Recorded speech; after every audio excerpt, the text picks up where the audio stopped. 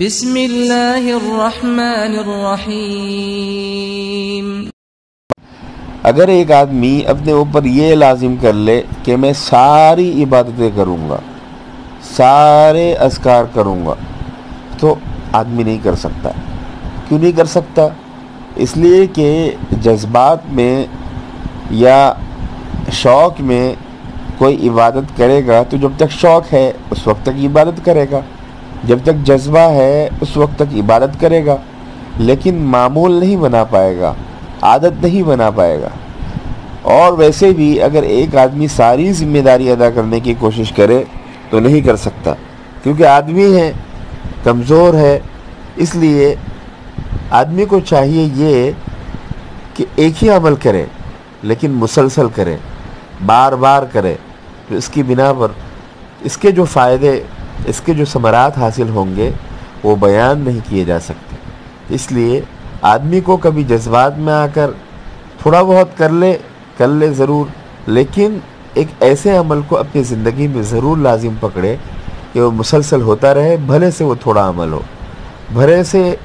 وہ بہت ہی معمولی دیکھنے میں ہو، جیسے روزانہ 1 روپیہ صدقہ کرنا، یہ بہت ہی معمولی بات ہے، لیکن روزانہ 1 روپیہ صدقہ کرنے کی برکت بہت ہے۔ اس کو آزمایا جا سکتا ہے، اس کو کیا جا سکتا ہے۔ اسی طرح آپ 20 رکعت نفل نہیں پڑھ سکتے، مت پڑھیے۔ چاشت، اوابین، اشراق، تہجد نہیں پڑھ سکتے، مت پڑھیے۔ لیکن روزانہ آپ جو فرائض پڑھتے ہیں ان فرائض ہی کے بعد 2 رکعت جیسے عشاء کے بعد پڑھ لیے یا کسی اور نماز کے بعد پڑھ لیے، لیکن ہر دن ہو صرف 2 رکعت، تو اس سے بہت فائدے ہوں گے۔ اسی طرح آدمی کو چاہیے کہ روزانہ کوئی ایک عمل کرے جو مسلسل ہو اور ہمیشہ ہو، بھلے سے تھوڑا ہو۔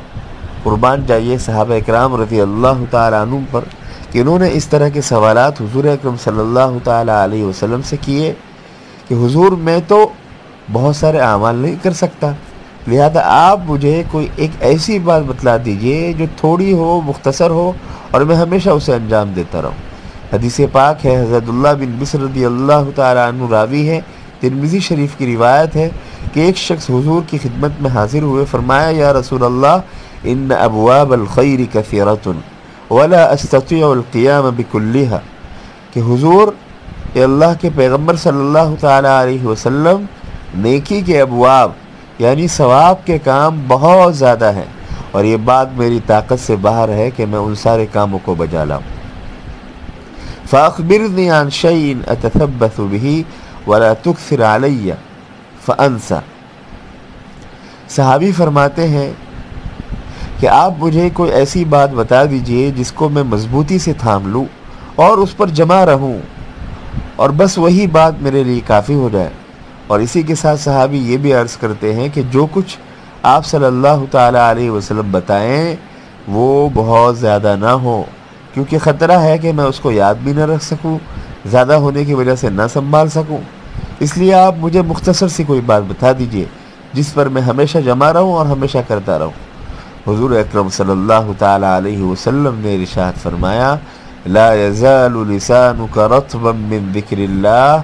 بس تم اس بات کا اہتمام کرو اور اس بات کی عادت ڈال لو کہ تمہاری زبان اللہ کے ذکر سے تر رہے،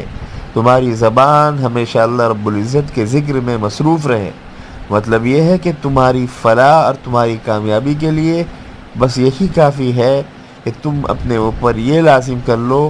کہ تمہاری زبان اللہ رب العزت کے ذکر میں مشغول رہے، اور یہ کام ہمیشہ ہو، مسلسل ہو،